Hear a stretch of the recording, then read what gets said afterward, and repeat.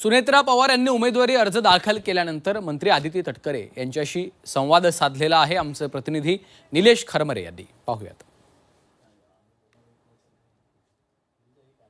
Sunetra वहिनींचा form जो आहे तो या ठिकाणी भरलेला आहे। ही निवडणूक जी आहे ती बिनविरोध होईल अशी सगळ्यांचीच इच्छा होती, तुमचीही होती? आमच्या सगळ्यांची इच्छा आहे, आणखीनही ती इच्छा आहे, कारण अजूनही वेळ काही गेलेला नाही।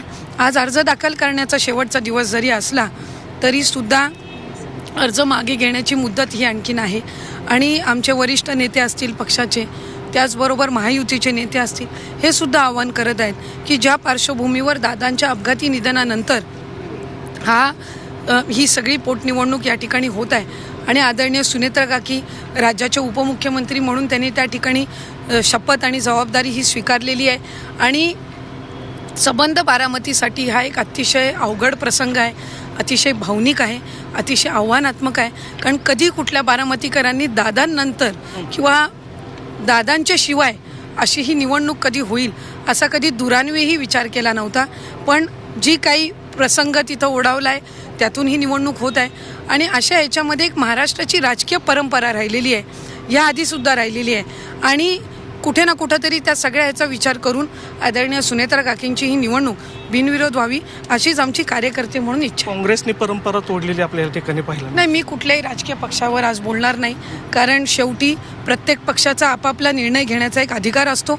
आम्ही कार्यकर्ते म्हणून विनंती करू शकतो, शेवटी त्या विनंतीला सकारात्मक प्रतिसाद देणं हे त्यांचे वरिष्ठ आणि त्यांचे स्थानिक राज्यातले नेते मंडळी त्या ठिकाणी ठरवतील।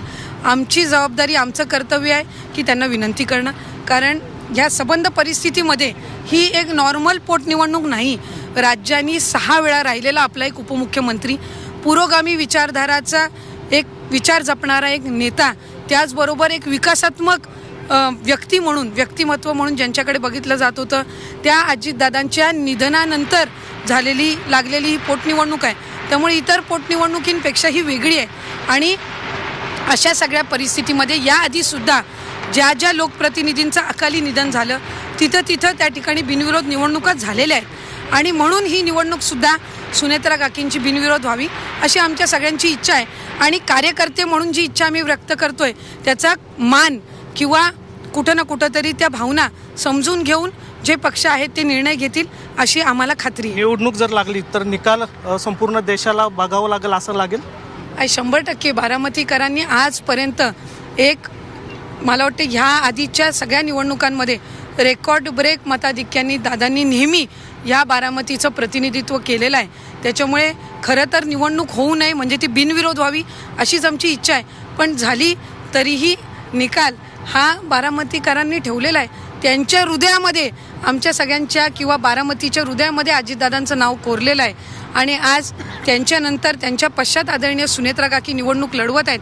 त्याच्यामुळे त्या सगळ्या गोष्टींची दादांचं विस्तारित कुटुंब म्हणून या बारामतीला नेहमी ओळखलं गेलं आणि ते नेहमी सुनेत्रा काकींची साथ देतील, याबद्दल कोणाच्या मनामध्ये शंका असण्याचं काही कारण नाही। काँग्रेसच्या कार्यकर्त्यांसोबत काय बोलणं झालं किंवा आमचे वरिष्ठ नेते सुनील तटकरे साहेब असतील, यांनी खारगे साहेबांसोबत काल संपर्क करण्याचा प्रयत्न केला, प्रफुल्ल पटेल साहेबही करतायत, भुजबळ साहेब आणि दिलीप वळसे पाटील साहेबांनी उद्धव ठाकरे साहेबांना विनंती केली, त्यांनी त्या ठिकाणी सहकार्य दर्शवलं।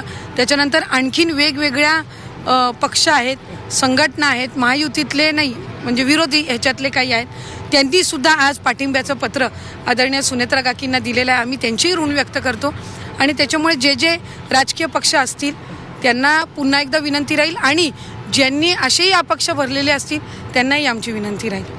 नक्कीच या होत्या आदिती तटकरे, खरं तर त्या बारामतीमध्ये दाखल झाल्या होत्या आणि सुनेत्रा पवार यांचा अर्ज जो आहे ते उमेदवारी अर्ज दाखल करण्यासाठी या ठिकाणी दाखल झाले आहेत। मात्र ही निवडणूक जी आहे ती बिनविरोध व्हावी अशी इच्छा त्यांनी व्यक्त केलेली आहे। मात्र जर निवडणूक लागली तर सगळ्या गोष्टीला सामोरं जायला आम्ही तयार आहोत आणि हा निकाल संपूर्ण जग बघेल, देश बघेल अशी ही भावना त्यांनी या ठिकाणी व्यक्त केली।